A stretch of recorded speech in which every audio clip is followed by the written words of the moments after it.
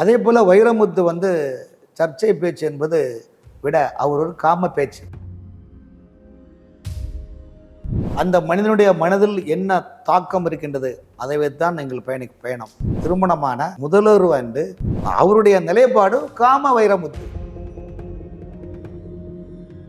ஆகவே ஆண்டாளை பற்றி பேசியுள்ளார். இப்போது ராமரை பற்றி பேசியுள்ளார். ராமர் புத்தி சோதனம் இல்லவர் சொல்லியுள்ளார். இந்த ஆசையை முன்வைத்து காமாசை பிடித்த வைரமுத்து இந்த தேசத்தின் பட்டியலினத்தின் பாதுகாவலன் என்று நீங்கள் புரிந்து கொள்ளுங்கள். வைரமுத்து போன்ற அல்லக்கைகள் திமுக ஏதாவது சொல்லி இதில் ஏதாவது குளிர் காயலாமான்னு நினைப்பார்கள். ராமனை திட்டக்கூடியவன் அயோக்கியனாக இருக்கின்ற காரணம் என்றால் அந்த ராவணன் கூட ராமனை திட்டவில்லையே. இவர்கள் சொல்லும் செயலுக்கும் சம்பந்தமே கிடையாது சார். ஆகவே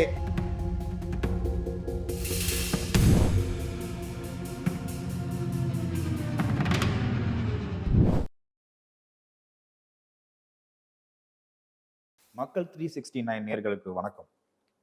இன்னைக்கு நம்ம கூட இருக்க நபர் மூத்த பத்திரிகையாளர் திரு ராமன் அவர்கள். சார் வணக்கம். வணக்கம். எப்படி சார் இருக்கீங்க? நல்லா இருக்கேன் சார். சார், அடிக்கடி சர்ச்சையில் சிக்கிற ஒரு மிகப்பெரிய ஒரு கவிஞர் இப்போ மறுபடியும் அவர் வாயை வச்சு வம்பளுத்திருக்காரு. மறுபடியும் சர்ச்சையில் சிக்கியிருக்காரு. நிறைய பேர் அவரை விமர்சனம் பண்ணிட்டு இருக்காங்க. ஒரு புத்தக வெளியீட்டு விழாவில் கவிஞர் வைரமுத்து அவர்கள் புராணத்தில் இருக்கிற ராமன் சீதா ராமனை புத்தி சுவாதீனம் இல்லாத ஒரு நபர் அப்படிங்கிற மாதிரி சொல்லி ஒரு விமர்சனம் பண்ணியிருக்காரு. இதை நீங்க எப்படி பாக்குறீங்க? ஒரு மனிதர் ஒரு கருத்துக்களை பேசுகின்ற போது அந்த மனிதனுடைய மனதில் என்ன தாக்கம் இருக்கின்றது அதை வைத்தான் நீங்கள் பயணம். ஒரு கதாசிரியர் கதை எழுதுகின்றனால் அவருடைய மனதில் ஓட்டம், எண்ண ஓட்டம், சமூக ஓட்டம், சமூகம் சார்ந்ததை வச்சா இது பண்றாங்க.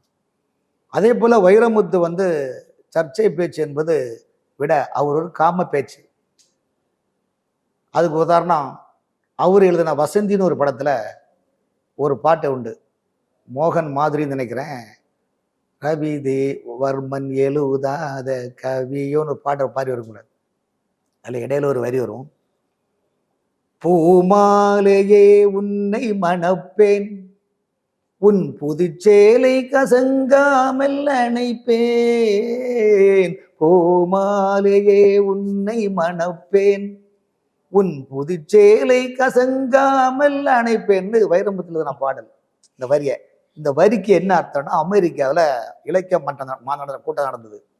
அந்த கூட்டத்திலே ஒரு அட்டன் பண்ணிட்டு உங்களை மாதிரி ஒரு குறும்பு மிக்க ஒரு பத்திரிகை நிருபர் கேட்குறாரு வைரமுத்து கூப்பிட்டு, ஐயா நீங்க அந்த வசந்தி படத்துல ஒரு பாட்டு எழுதிருக்கீங்களே, நீங்க என்ன சார் இவ்வளவு மோசமா அந்த வரி எழுதிருக்கீங்களே. அப்போ அவர் என்ன சொல்றாருன்னா, பூமாலையே உன்னை மணப்பேன், உன் புதுச்சேலை கசங்காமல் அணைப்பேன் என்றால் திருமணமான முதலிரவு அன்று அந்த வார்த்தை சொல்றாரு. திருமணமான முதலிரவு அன்று பூமாலையே உன்னை மணப்பேன், உன் புதுச்சேலை கசங்காமல் அணைப்பேன், உன் புதுச்சேலை கசங்காமல் அணைப்பேன் முதலிரவு அன்று என்ன சொல்றேன், என்ன நீங்க அந்த பாட்டு எழுதியிருக்கிறேன். ஆனா முதலிரவு அன்று புதுச்சேலைக்கு விடுமுறை என்றதன் அர்த்தம் சொல்றாரு. இடுப்பு. அப்போ நானும் கேள்விப்பட்டிருக்கேன். அப்போ அந்த வார்த்தை என்பது ரசனை உள்ள இரட்டை அர்த்தமான பாடல்கள் தான்.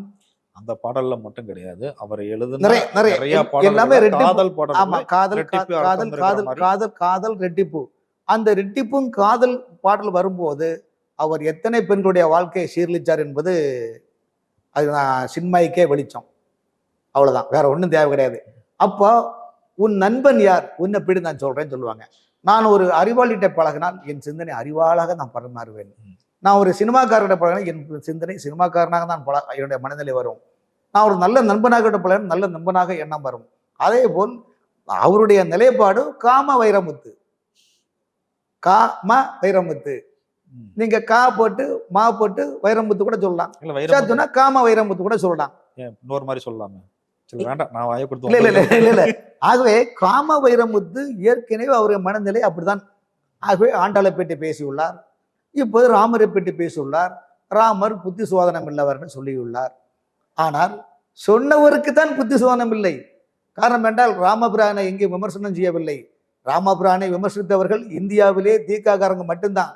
சேலத்திலே தீக்கா மாநாட்டிலே ராமபிரானை சிலைக்கு செருப்பு மாலை போட்டார்கள். அப்படிப்பட்ட திராவிட சிந்தனை உள்ள கட்சியில் உள்ள அந்த சிந்தனை உள்ளவர்கள் என்ன வைரமுத்து என்ன நினைக்கிறாருன்னா, எப்படியாவது நம்ம கமலஹாசனுக்கு டார்ச் லைட்டை கீழே போட்டாரு, இப்ப மேல் சபை எம்பி ஆக்கிட்டாரு, அதனால நமக்கும் இத மாதிரி ஏதாவது கிடைச்சா நல்லா இருக்குமே என்ன மனசு. ஏனிக்கு மேலே ஏற ஆசை, தோணிக்கு தரையில் நடக்கும் ஆசை. இந்த ஆசையை முன்வைத்து காமாசை பிடித்த வைரமுத்து அவர் பேசுகின்றார் என்றால் இதுவும் பேசுவார், இதற்கு அப்புறம் பேசுவார். ராமன் இந்த நாட்டின் சனாதனத்தின் தலைவன், ராமன் இந்த தேசத்தின் ஒரு சமூக போராளி, ராமன் இந்த தேசத்தின் சமுதாயத்தின் புரவலர், ராமன் இந்த தேசத்தின் பட்டியலினத்தின் பாதுகாவலன் என்று நீங்கள் புரிந்து கொள்ளுங்கள். 4 ஐவராணுவம் என்று குகனை படகில் வைத்து ஏற்றினாரா இல்லையா? இக்கரிலிருந்து அக்கறை சொன்னவுடன் மீனும் தேனும் கொடுக்கின்ற போது யார் கொடுத்தார்? குகன் கொடுத்தார். அந்த குகன் கொடுக்கும் போது மீனும் அன்பின் மீனும் தேனும் எதற்கு அடலம் என்று சொல்லி காட்டார், கட்டி அணைத்தார். ஆகவே ராமனுடைய பிறந்தாள் என்று குகனையும் வழிபடுகிறார் என்பதை நீங்கள் மறந்துவிடக்கூடாது. அது மட்டுமல்ல, நீங்க ராமாயணத்துல இவ்வளவு ராமாயணம் என்பது எப்படி மனிதன் வாழ வேண்டும், எப்படி வாழ வேண்டும் என்று வரைமுறைப்படுத்துகின்றார்கள். குடும்ப கட்டுப்பாடு ஃபேமிலி பிளானுடைய தலைவனே ராமபிரதான் சார். இது உங்களுக்கு தெரியுமா? அயோத்தியாவை விட்டு விடைபெறுகின்றார், 14 வருடம் விடைபெறுகின்றார். அயோத்தியா மாநகர மக்கள் 14 ஆண்டு காலம் எந்த பண்டிகைகளும் கொண்டாடாமல், ஒரு மக்கள் தொகை ஒரு குழந்தை கூட பெற்றுக்கொள்ளாமல் ராமனுடைய வருகைக்காக இருந்தார்கள். ஆகவே ராமன் இந்த தேசத்தின் மட்டுமல்ல உலகத்தின் குடும்ப கட்டுப்பாடுக்கு தலைவனும் ராமபிரான் தான். அதை நீங்கள் புரிந்து கொள்ளுங்கள். ஆகவே ராமனை பற்றி சொல்ல வேண்டுமானால் ஒரு நாள் போதுமா, இன்னொரு நாள் போதுமா, நிறைய தெரிஞ்சு வச்சிருக்கீங்க. என்ன சார் உங்களுக்கும் அந்த பேர் இருக்கனாலதான் நிறைய தெரிஞ்சு வச்சிருக்கீங்க. இல்ல அதாவது ராமபுரான் என்பது வரலாறு சார், நிறைய வரலாறு. இன்னைக்கு ராமாயணம், ராமர் போல் வாழ்ந்து காட்டிய சீதையின் மணி கண்மணி ஒப்பது என்று அதாவது கிஷ்கந்தாவில ராவணன் கடத்தி கொண்டாக்கின்ற போது ராமபுரானுடைய பிரதிநிதியாக யார் சென்றார்? ஐயா அன்னைக்கே வெளியுறவுத்துறை அமைச்சர் அனுமன் சார். ஆமா சார். சார் வெளியுறவுத்துறை அமைச்சர் அனுமன் சேதி ருப்பற்று திருவபெருமான் ருப்பற்ற வேலை பார்த்திருக்காரு. நந்தி நாரதர் தூதரா இருந்திருக்காரு. இதெல்லாம் நீங்க வரலாறு நினைச்சு பாருங்க சார். பறவையை கண்டா விமானம் படைத்தான். சொல்லுங்க. கண்ணகி மதுரையை தீக்குளிர்த்தி வச்சு கொளுத்தும் போது கோவலன் புஷ்ப விமானத்தில் கொண்டு சென்றான் என்று சிலப்பதிகாரம் கூறுகின்றது. ஆகவே இந்தியாவில் உலகத்திலே இந்து மதத்தின் தத்துவங்களை வைத்து தான் எல்லா ஆராய்ச்சிகளும் வந்தன. ஆகவே ராமனை திட்டக்கூடியவன் அயோக்கியனாக இருக்கின்ற காரணம் என்றால் அந்த ராவணன் கூட ராமனை திட்டவில்லையே. ராவணன் சீதையை அசோகவனத்தில் கடத்தி கொண்டு வைக்கின்ற போது தூக்கம் வராமல் அங்கும் இன்னுமா சுத்திட்டு இருக்கிறாங்க. உடனே அந்த வைரமுத்து மாதிரி ஒரு அமைச்சர் போய், ஐயா நீங்க ஏன் இவ்வளவு அங்கோலப்படுறீங்க, என்னையான்னு, ஐயா ஒரே ஐடியா சொல்றேன் ஐயா, ஒண்ணு வெரி சிம்பிள் ஐயா, சீதையை கல்யாணம் பண்ணோம்னா நான் சொல்ல மாதிரி கேட்கலன்னா அவர் ராமனும் கேட்கிறார், ஏண்டா எனக்கு இல்லாத ஐடியா வந்து சொல்ல போறான்னு. சரி சொல்லி தொலை என்ன கேட்கிறார். ஐயா ராஜா மன்னா, சீதையை மணக்க வேண்டுமானால் அந்த ஸ்ரீராமரின் வேடம் நீங்கள் அணிய வேண்டும். அவர் அடையா டேய், எனக்கு இது கூட தெரியாதா, நான் ராமபுரான் வேடத்தை போட்டா என் பொண்டாட்டியை தவிர்த்து இன்னொரு பொண்டாட்டி என் தொடுக்கு மனசுலடா, எனக்கு கூட மனசு இல்லையே, இது இல்லையா நான் என்ன பண்ணுவேன்னு சொல்றாரு. ஆகவே அந்த காலத்திலும் ராவணனுக்கு பல்லக்கு தூக்குற அல்லக்கைகள் இருந்தது போல இந்த காலத்திலும் வைரமுத்து போன்ற அல்லக்கைகள் திமுக ஏதாவது சொல்லி இதுல குளிர்காயலாமான்னு நினைப்பார்கள். ஆகவே ராமபுரான் இந்த தேசத்துக்கு சொந்தக்காரர் மட்டுமல்ல, இந்த ராமபுரானுடைய வரலாறை எந்த கல்லூரியில் படித்தாருன்னு கூட கலைஞர் சொன்னாரு. ஆனா அதே ராமருடைய பாம்பன் பாலத்தை வைத்துதான் அன்று தரைவழி போக்குவரத்து அமைச்சர் இருந்த டிஆர் பாலு அவர்கள் எத்தனாயிரம் கோடி ரூபாய்க்கு மணல் எடுத்து கொட்டிக்கொண்டே இருப்பார். ஸோ இதெல்லாம் நம்ம ஆழ்ந்து சிந்தித்தோம்னால்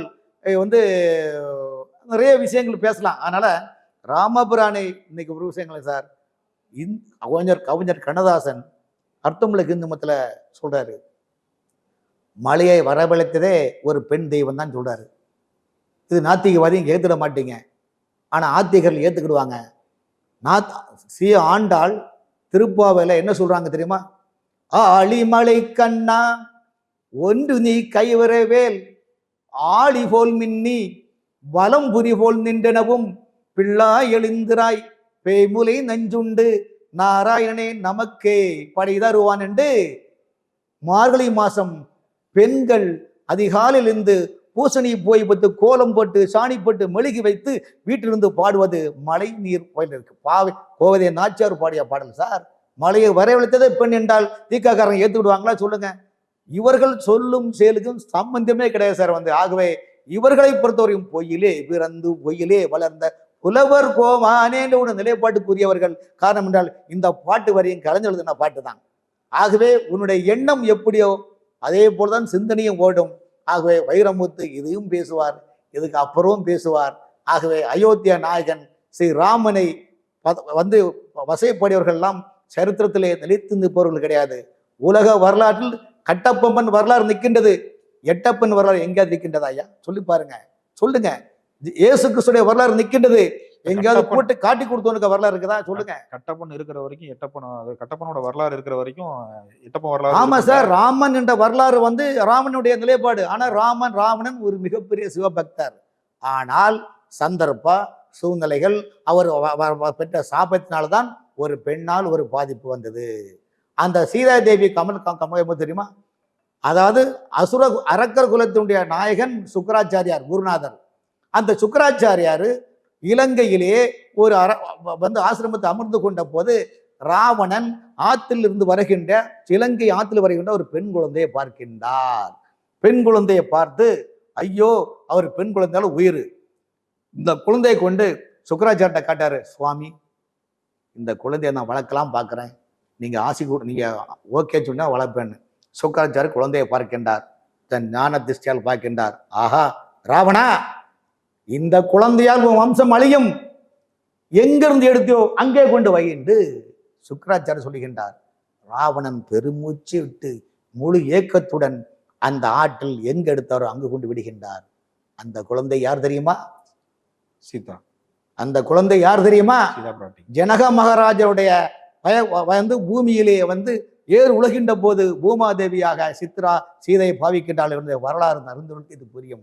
வரலாறு தெரியாதவர்களுக்கு இது புரியாது சார். ஆகவே ராவணன் வரலாறு இருக்கிற வரைக்கும் ராமன் வரலாறு இருக்குன்றீங்க. அதே மாதிரி கட்டபொம்மன் வரலாறு இருக்கிற வரைக்கும் எட்டப்பனோட உலகம் யாரை பாராட்டுகின்றது நீங்கள் பாருங்கள்.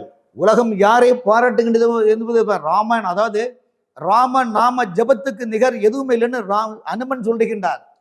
நீங்க ஒரே ஒரு வைரமுத்துக்கு இன்னொரு பதில் கொடுக்குறேன், கேள்வி கேட்கிறேன். ஐயா, உங்க ஹிந்து மதத்துல மணமகன் கல்யாண பத்திரிகை அடிக்கிறாங்களா, மேரேஜ் பத்திரிகை அடிக்கிறாங்கல்ல, அதுல மணமகன் முன்னால சிரஞ்சீவின்னு பேர் போடுறாங்க தெரியுமா? ஆமா, சிரஞ்சீவி இன்னும் பேர் போடுறாங்களா தெரியுமா?